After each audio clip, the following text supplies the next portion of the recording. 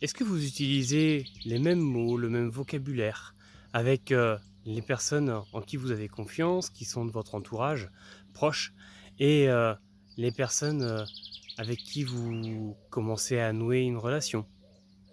Si je vous parle de mots tout simples, hein, mais que certaines personnes n'osent pas prononcer par peur, ou d'autres choses, bien sûr, des mots comme des mots comme magnétisme énergétique, hypnose, la PNL, la programmation neurolinguistique, et encore pire, le chamanisme. Est-ce que vous osez utiliser ces mots-là vraiment en présence de personnes que vous ne connaissez pas? Qu'est-ce qui va venir dans votre tête quand vous allez avoir l'idée de prononcer ce mot-là? Est-ce que ce n'est pas des mots comme il va me juger, il va me prendre pour un fou, il va croire que je suis perché? Et justement, c'est très bien. Et derrière ça, qu'est-ce que ça vient révéler en vous? Est-ce qu'il n'y a pas une blessure d'abandon, de, de rejet derrière ça? Ou peut-être autre chose, bien sûr.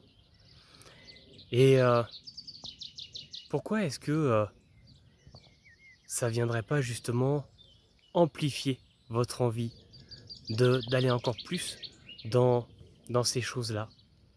Dans le chamanisme, dans l'hypnose, dans la PNL? Est-ce que ça ne viendrait pas justement vous donner envie d'y aller encore plus, de vous bouger? Parce que finalement, si vous ne bougez pas, si vous ne faites pas les choses pour passer à l'action et pour aller mieux, pour vous sentir vraiment OK avec vous-même, personne ne le fera à votre place. Personne. Il n'y a que vous qui saurez le faire. Parce que même les personnes, vos personnes amies, vos proches, que vous allez demander, à qui vous allez demander conseil, à qui vous allez demander comment ils font, des exemples, etc. Vous n'allez pas suivre leurs conseils. Vous n'allez pas faire ce qu'ils disent. Et vous savez pourquoi? Parce qu'il n'y a pas eu d'échange d'énergie. Je le vois autour de moi.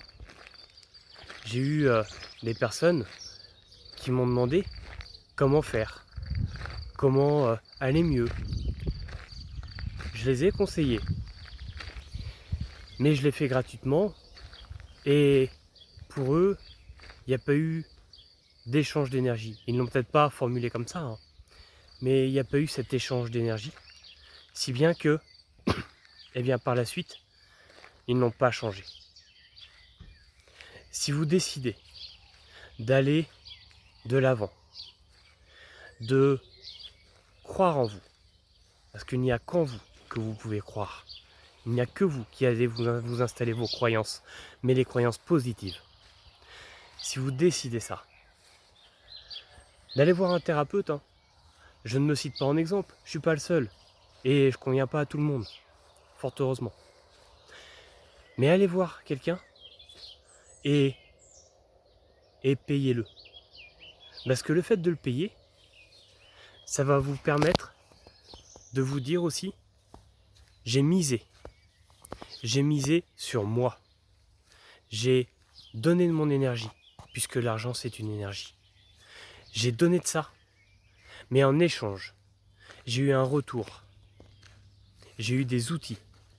Et je sais maintenant, grâce à ça, comment faire, comment aller mieux, comment retrouver la santé, comment faire face à cette personne toxique.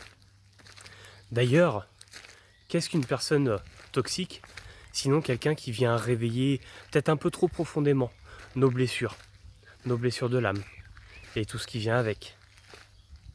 Parce que je vais peut-être en surprendre certains, mais à la base, on pourrait croire que certaines personnes veulent du mal, alors que leur intention elle est positive. Et oui, c'est peut-être pour eux, hein, c'est peut-être égoïste, hein, Mais l'intention de base, elle est positive. Elles veulent se faire du bien. Pour ça, elles ont besoin peut-être d'écraser d'autres personnes. C'est un besoin qui est pas forcément très bon, mais c'est là. Alors oui, elles sont toxiques, mais pourquoi est-ce qu'elles le sont? Est-ce qu'elles sont vraiment responsables de ça? Ça, c'est encore autre chose. Si elles ne prennent pas leurs responsabilités, bah, il y a des outils pour aller prendre ses responsabilités. Merci, à bientôt.